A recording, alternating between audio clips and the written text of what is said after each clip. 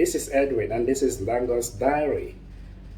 Like I promised yesterday, today's video is about how you can continue a lesson from the previous lessons. You see, as far as ESL teaching is concerned, most students, if not all students, tend to think of lessons as different events that have different materials. That explains why when they take down notes, they write the date and they actually make spaces in their notebooks for other information, because in their mind they believe that each lesson which a teacher teaches is a different event with different information and materials. Therefore, it is your duty as a teacher to have that intuition, that common sense, to always link your topics, to make sure that each topic is a follow-up of another topic. This way, when your student understand, then they will be able to follow up without thinking that each topic is different from the other. How then do you continue from a previous topic? How then do you link topics together? Stay tuned to find out. And if you're just joining us, please click the subscribe button. The very first thing you have to do to continue a lesson from the previous one is review. Think of review as a way of refreshing the minds of students to remember the materials that was taught the previous day or weeks or months ago. And by doing this, you shouldn't be the one to talk alone. It's good, it's advisable to call on students to voluntarily step forward and discuss what was learned in the previous classes. As you can see on the screen, I have an example there introducing myself.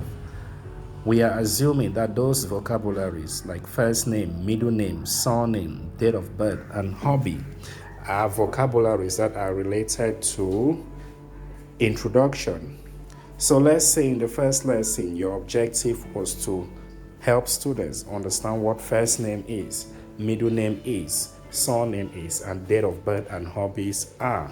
Therefore, in your next lesson, you should be able to teach students how to use these vocabularies to introduce themselves. As you see from example there, hello, my first name's Jay, my last name's Jabubu, but my friends call me JJ. I like to play football. So you see how I have linked the first lesson to the one that you're actually teaching, the vocabularies that was taught as compared to the lesson proper that you're teaching students how to introduce themselves. So that is how you link information.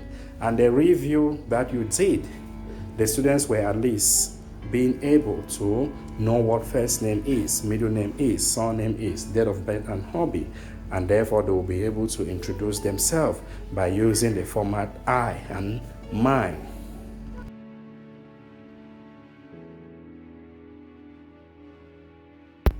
Another aspect you have to consider when linking your lesson to the previous ones is key terms or vocabularies. Like if you look at the example of introduction, the first example that I had, I mentioned my, the use of my. That's why you can see on the screen I am versus my. Usually we use my as a formal way of introducing yourself. Say you are in a formal gathering, a meeting. Normally when you stand up to introduce yourself, you use the format my. Whereas I am is informal, and this is mostly associated with friends or people that are close to you. Therefore, it's very important for you to emphasize the meaning of key terms or vocabularies in your lessons, because it is good for you to synchronize whatever material you're teaching from the first one, the present one, and even future materials that you intend to teach.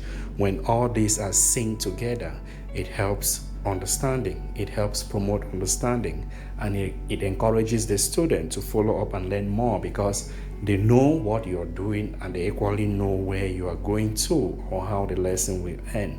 All right, I hope this helps. And please, if you need more materials on this, go to the internet. There are lots and lots of free websites that provide information on this. Equally, check the link below that I'll leave on the comment sections. This will help you to follow up more information on how to continue with our topic. Okay, thanks.